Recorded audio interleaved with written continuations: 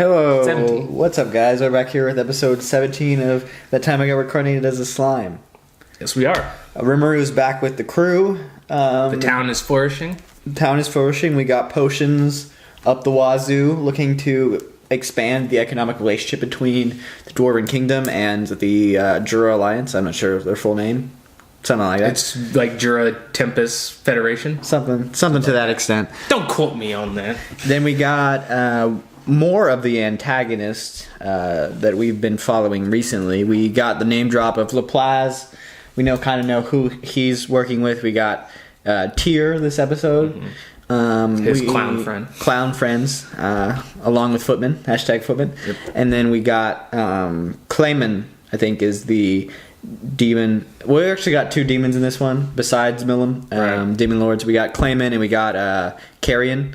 Carrion's like a beast king kind of person, and then Clayman, we don't really know what his powers are. And then we got kind of the story of how he's going to try to mess it up for some other demon lords and cause chaos in the forest. We don't know his specific plan right now. We just know there's going to be some chaos. Yeah. And we got news about somebody being revived. Yeah, someone is going to be revived. It looks like the stingray that killed Crocodile Hunter or whatever. Rest in peace, dude. Or whatever. That's sad. Now I'm sad. We got a lot of new factions and kind of, I guess, their first interaction or an extended interaction with Rimuru's little town.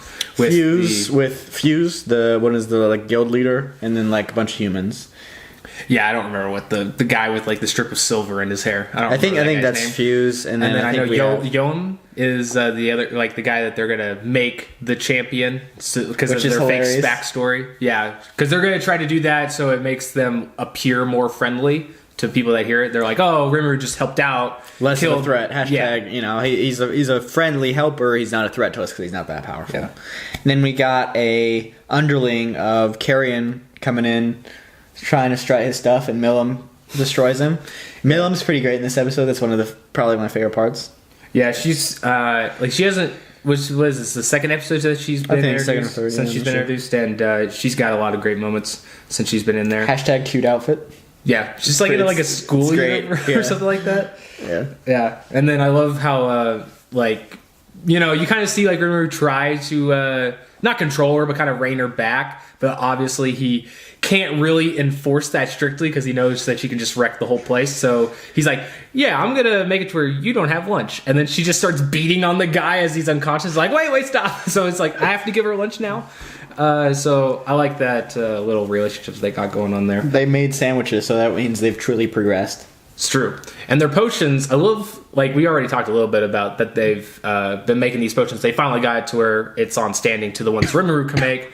But obviously they're not going to be able to sell that because, there would be no war ever. And we know that you have to have war if there is love in the world. So, we're moral of the story, love is war. But anyway, besides the fact, I do love how when they're explaining the whole potion thing, that we get to see Gobta as I guess the medium for them explaining things. There's a great oh he lives. Yeah, that's it's great. Literally that. We get Gabaru a little bit here.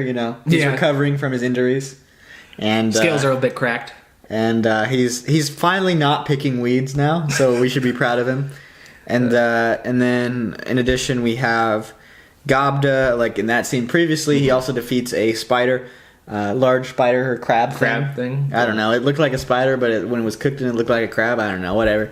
But one of the was it a rave crab? Yeah, it was a rave crab. One of the interesting things about this episode is that they spend quite a bit of time kind of talking about or illustrating the relationship between the humans and the goblins and then the orcs. You also get some pigmen in there.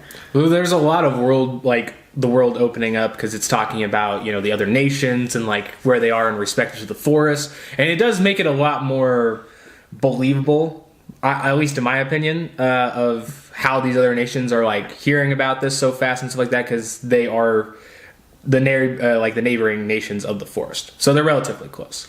But still, though, it's kind of weird that the other humans didn't know that he had already made a treaty with the dwarves. I feel like if you're a nation, you should be know that. because the dwarf king took a whole a regiment of like soldiers. Like, how does a nation like not notice when the guy's moving troops around? But anyway, they're the dwarves. They're OP. Yeah. Yeah. So that's pretty much all that happens in this episode. You get Milam kind of explains earlier what we saw previously about the 4 demon lords meeting. You get kind of a checkup on how each of them are doing and how Clayman is trying to exploit the situation that all of them are in for his benefit. We don't really know what his master plan is yet. I love how Rimuru gets the information out of her. It's not really a shakedown, but it's kind of like that, like, come on. Yeah, I really did like, we do get a new character this episode, which is Tears. Mm-hmm. She's pretty great. Pretty crazy. I wish Clown Mins could be on my side, because they're pretty fun.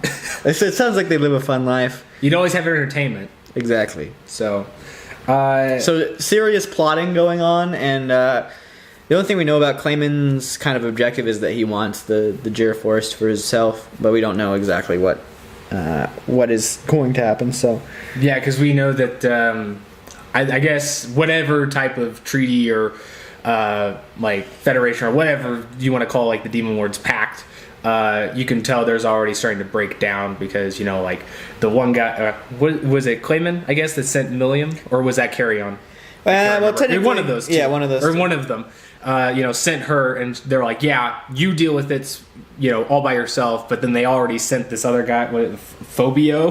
Yeah. Plus, that's another thing I love is like they have these like really like sometimes they have really elaborate names, and you're like, it's kind of like a one-punch scenario where it's like going on for like 5 minutes of like who they are, and it's like, nah, get wrecked. Because like Phobio, the black leopard thing, just gets fucking wrecked in one punch.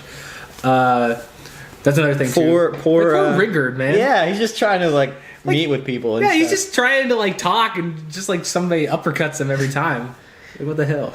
Hopefully he gets a power up here pretty soon. We'll see. Yeah, I'm sure. That's another thing too. I guess, are they just gonna skip over that fact from the book, or are they just gonna? Yeah, I mean, I'm not 100% sure on what the context of the book is after he eats the Orc Lord. Explain that at all. They're pulling up and like after he's doing like the next big battle, be like, oh, by the way, I had this ability that I absorbed, and I powered up all our people before we fought you. That's why you underestimated my power, because that was at my weaker level.